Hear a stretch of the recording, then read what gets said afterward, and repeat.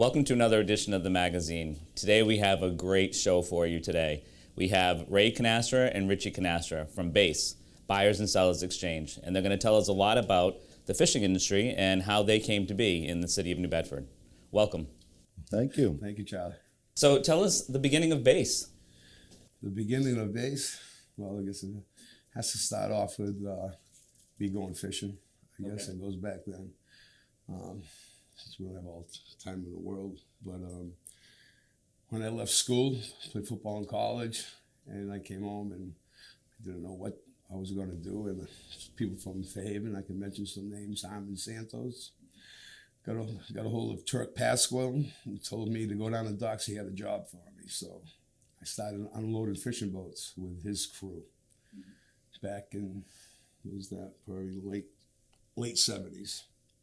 And then I seen everyone going fishing, and I wanted to get a job going fishing, so I went scalloping.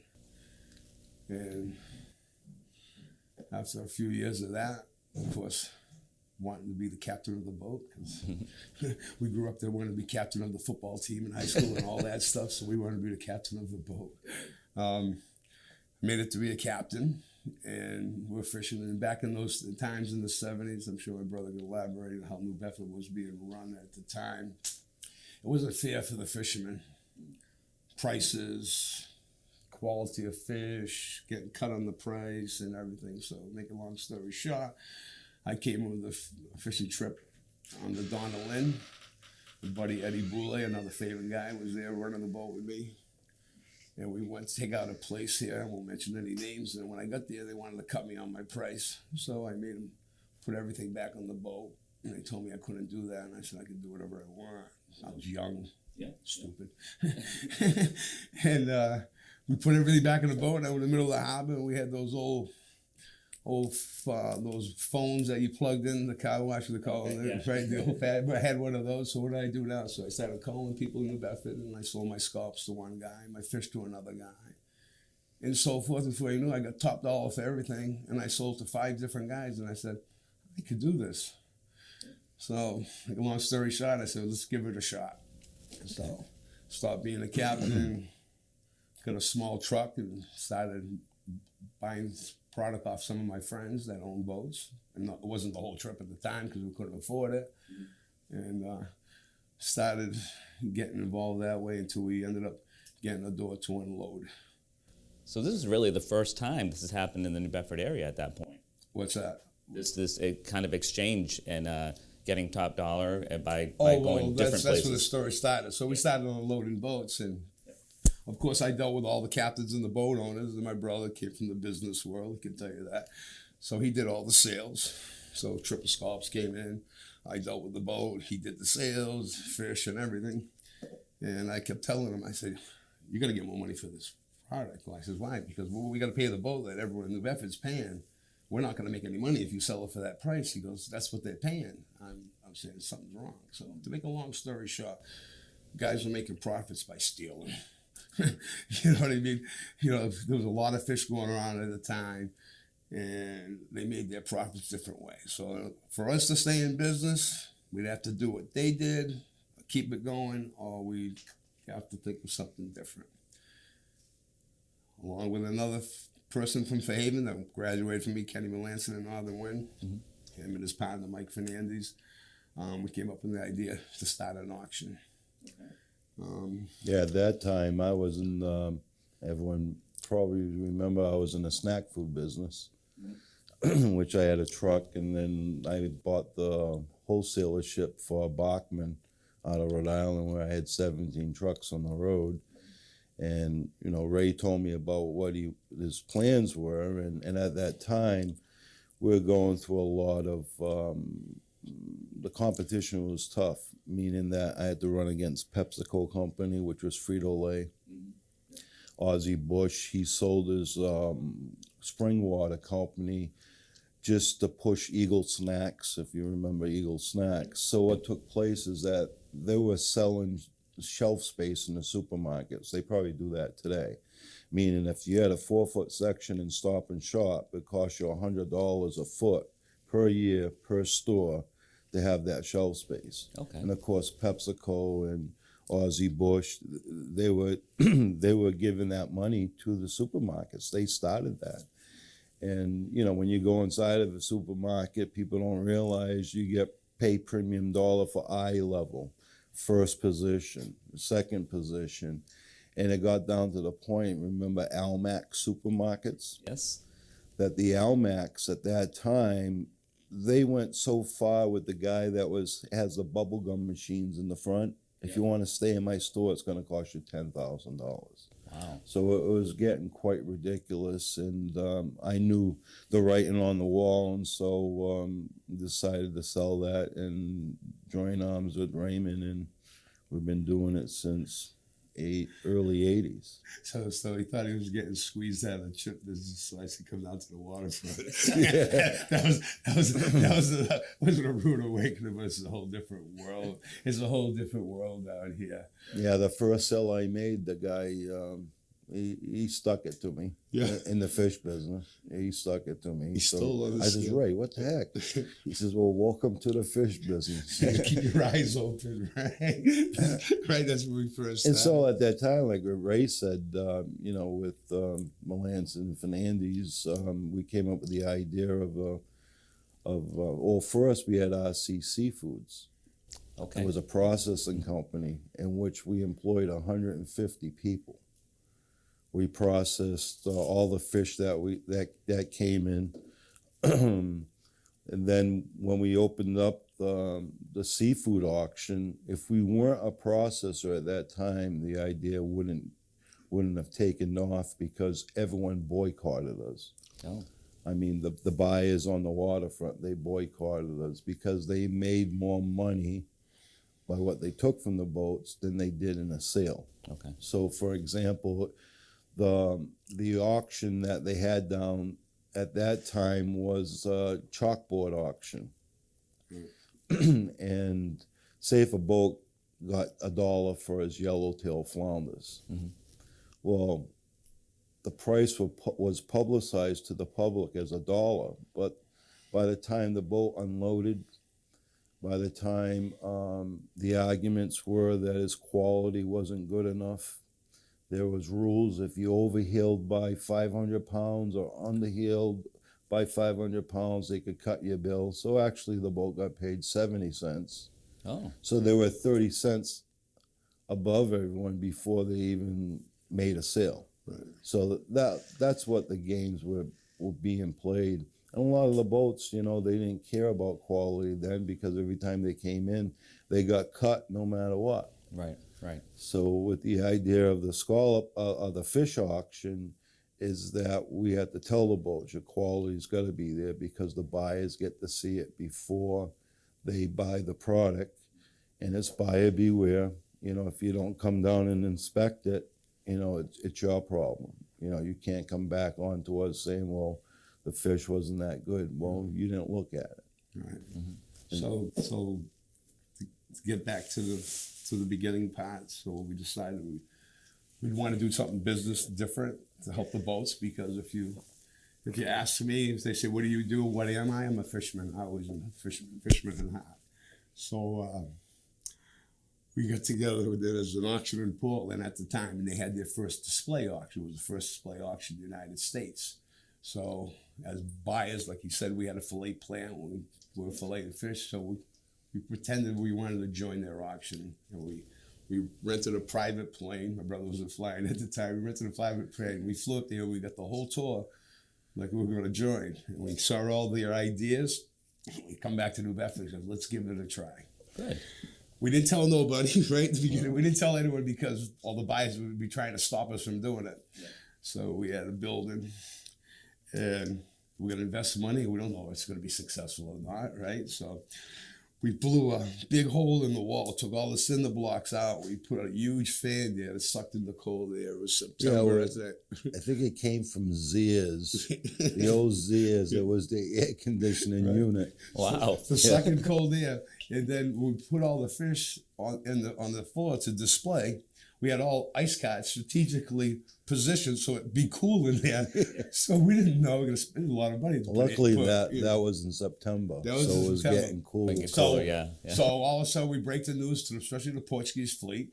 And the time we realized in Portugal, they always had display auctions, so they always won. I remember we opened up 3 days. If I slept an hour, we were unloading boats around the clock. Around the clock, we looked at each other. Time to put a refrigeration unit in this building. I think it's going to work. But at the time, there was a lot of fish there. Yeah, the first auction, we had like 400,000 pounds of yellowtail flounder, and we're like, whoa. With all the buyers boycotting us because they didn't want to join the auction. So we started buying stuff. We started free, so we had to protect the auction. And so we bought through the other company, RC Seafoods, to protect the boats. To protect the boats, and we filleted fish, and so it went out to buyers that I wouldn't even let them borrow $1 off of me, but we had no choice. So this is a funny story at the beginning. So the buyers boycotted us. So this guy, he was younger, he was a little crazier back then. And so the guys in New York were boycotting us. To make a long story short, it was back in the early '90s, '93. Our boy Giuliani was busting everyone in the Fulton Fish Market at the time. I think that was the 80s. Illegal organization running it. Mm-hmm. So that was the RICO Act. That was the RICO Act when they had up there. So everyone was quiet there. So this guy decides if they don't want to join us, we're going to fill up the tractor trailer trucks with fish. And we're going to go bring it to New York. And we made a deal with a guy that owned the stand there. And he's going to sell fish in front of all these gangsters. So he goes up there. It was all mafia that really ran it. And at that time, like Ray said, Giuliani with this RICO Act, they kind of came to calm down on what they were doing. So I showed up with tractor trailer load of fish. Didn't know what the hell I was doing. Yeah. No clue. Selling fish out in Brooklyn, New York. Lower Manhattan, yeah. The buyers, all the people there saying, "You're an unloader, you don't belong here." I said, "Well, if you don't want to join our auction in New Bedford, I'll bring the auction to your customers." Right. Wow. So all of a sudden, one buyer in New Bedford, Tony D. Mello, Tony D. They call him. And he said the famous word, "Get out of the way, I'm joining the display." So when someone like Tony D says that, he's a big fish buyer. Everyone else joined it because they were going to let him buy the fish, right? Right. Let us have all the customers because we didn't want them all. But even at the same time, a lot of these so-called buyers were learning that, well, we better start joining because RC Seafoods taking all our customers. Which we didn't want. We didn't want that. Right. But we actually had to.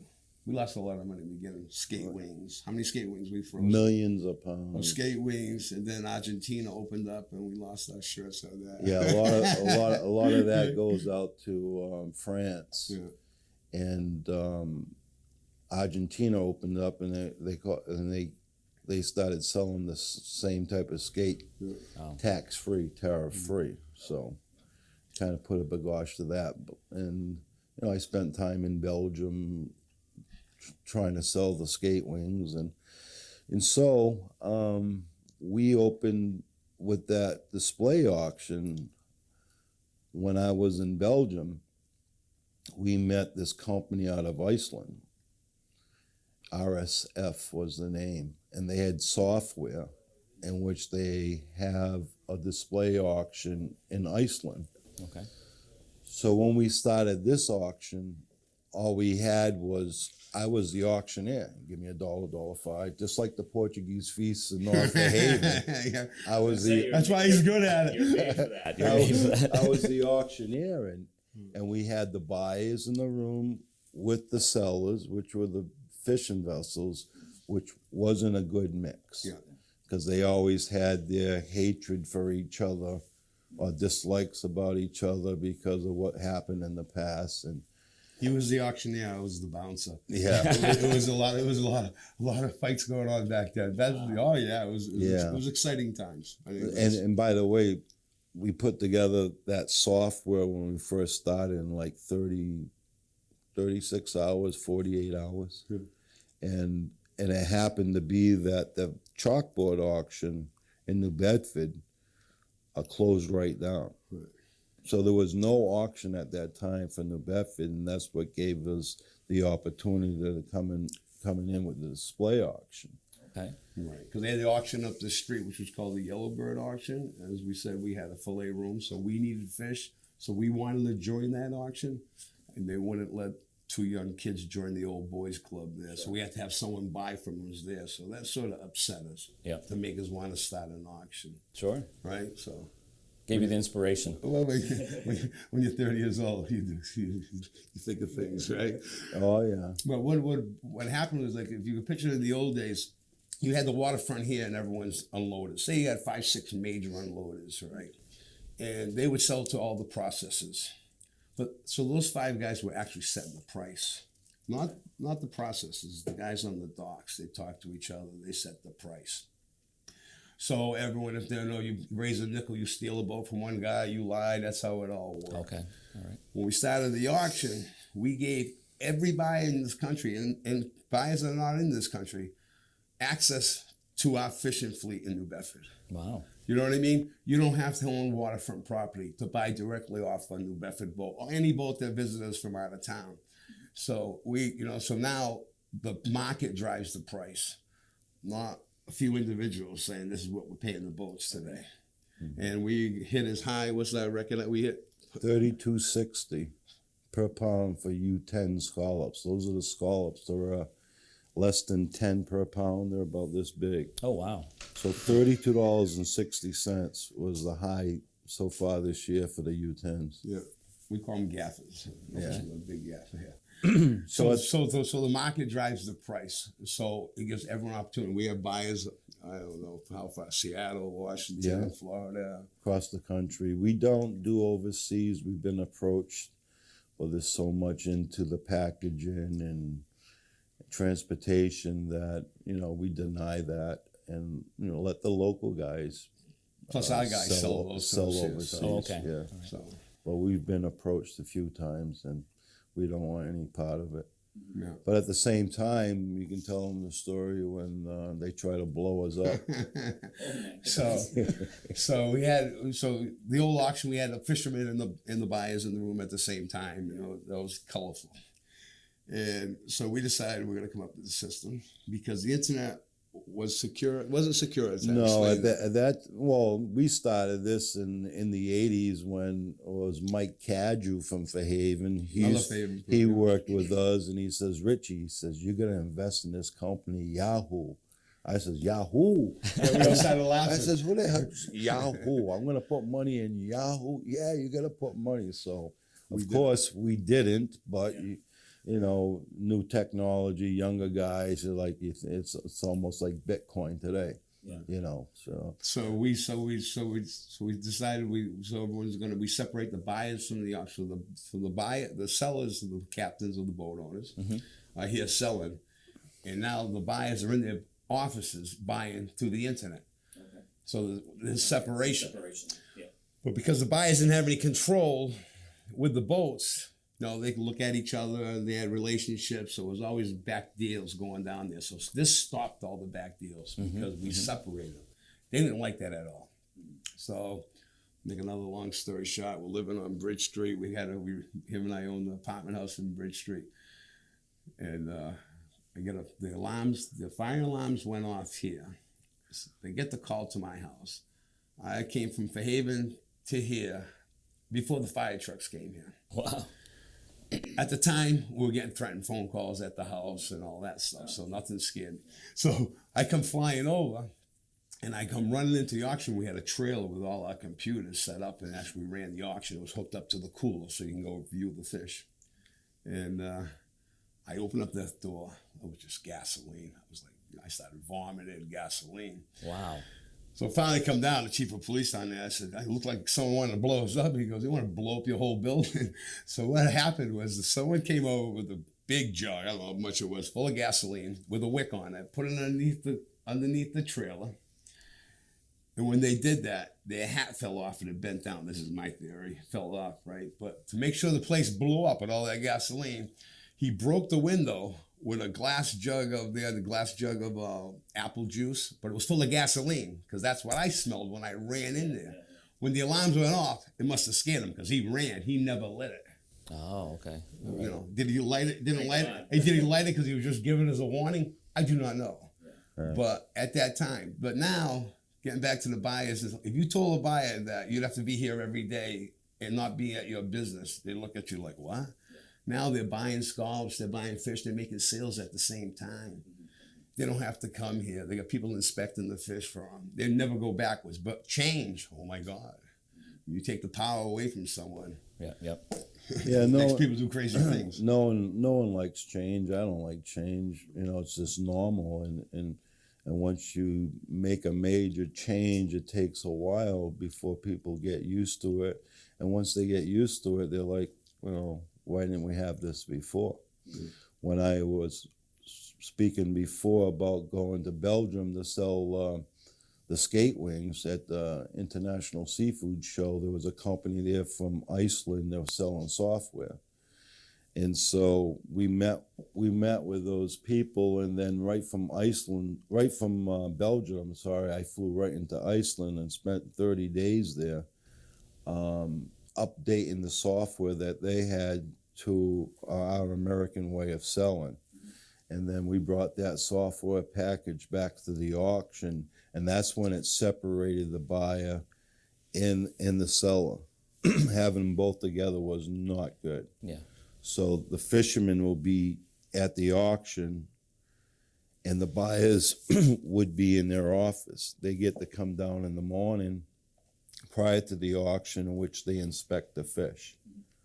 And then they go to their office, and it's just the fishermen here. By separating them, it made a year's leap of production for the industry itself. And you didn't have to be a bouncer. No. Nowadays things are so smooth. So you talked about change. Has there been any changes since the pandemic? No, the pandemic, at first everyone was more or less cautious of what was going on with the scallops and the fish. The restaurant business, which is the food service business, did crash, only because the restaurants weren't open. But retail in the supermarkets, they gained 200-300% in business, so it kind of evened itself out. That makes sense. The boats did fish during this pandemic. We had protocols here, and the boats had protocols of what they had to do in order to, keep safe. And we got through it all. We didn't close down. We're an essential business, and thank God we're here today without masks on. Yes, we have come a long way here. You talked a lot, and thank you very much for all that great history also, but you both also do a lot of really great things for our community. You're involved in a lot of great organizations. Can you just speak on that a little bit? Well, not really. It's people say I'm a fisherman, I'm a lucky fisherman. I'm a fisherman that's been blessed, so to give back, something that we were taught to do, that we should do, our affiliation with Our Lady of Angels, I remember going on my first fishing trip on the Poseidon out of Fairhaven. Bobby Brittle, right? Johnny Isaacson ran the boat. They gave me my first job, 2 other Fairhaven guys. And it was middle of February, and that boat was creaking and cranking and all over the place, and that's who I pray to, Blessed Mother. So if you see the statue that the club, we got it all restored. Yes. Right, which was good, and it was like something we thought of, that we saw it for different reasons and needed it. I said, it's time to do it. We brought the idea to the club. The last time it was restored, my father brought her in the rolling tire truck and to Providence, Rhode Island, to get her restored back in the late 60s, early 70s. So we figured it needed it done. I brought the idea to the club. And of course, I don't have to mention names, those same guys at the club that do everything, they jumped right in, and the project went forward. Yeah. And we got someone to pan, and she's beautiful. You know what I mean? And people see the statue up there, and everyone sees the Blessed Mother, but people and you're one of them, right? Yeah. We look up there, we see the statue, but she's here in our heart when we see her. So that feast, which I remember the old timers saying, when we go, this feast is going to be over. It's going to be over. And I go to the feast now, and I see the young kids there working at the Malasadas booth and working at this stand and doing everything they do, and they're all enjoying themselves. I look at my Father in heaven, and I say, I thought you said this place is going to be over. The place is elbow to elbow of people. And it's for the people, you know the guys that they're there every year, and they're so excited to go do it this year because they didn't do it last year. So Well, that's the whole thing of it, is that what people are missing is community, being together where you can work and have fun and doing something good for others. I was 17 when my dad couldn't carry anymore, and he asked me to take over. I said, okay. And I remember Mr. Pyers, he says, you're the young guy, so you're going to be in charge. You're going to have to take this over when we're old guys are gone. And this year will be 42 years I've been carrying this statue. And I made the promise when I stopped fishing, little I know I was ever going to go back, that I was going to start, because it's a promise. You make a promise, you make a promise. So I think this year makes 32 years for me. But as far as service that we do to the community, we don't mention it. I'm a pilot. We have a plane. I fly angel flights, people to hospitals, and thinking about 700 flights that we've done already. But if you look at the business, money isn't everything. Well, our intention was to service the fishermen and service the buyers. And with that, if you start a business and if you understand that you're servicing people and you can make money doing that, it's that easy. It's that easy. It's a pleasure.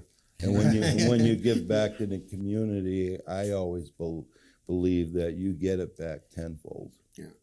Well, I thank you very much for all you do for the New Bedford community, and the fishing industry. And I also thank you on behalf of the many, many people in our area for what you do for St. Mary's Church. You're very humble, both of you. You don't share everything, but there's a lot of things that you both do behind the scenes. And I know that the Canastra family is an essential part of our community. And I just want to say thank you for sharing your history and for all you do for all of us. You're welcome. Thank you, Charlie. Marguerite brought us up right. She did. She did. Right? She did. All right. Thank you.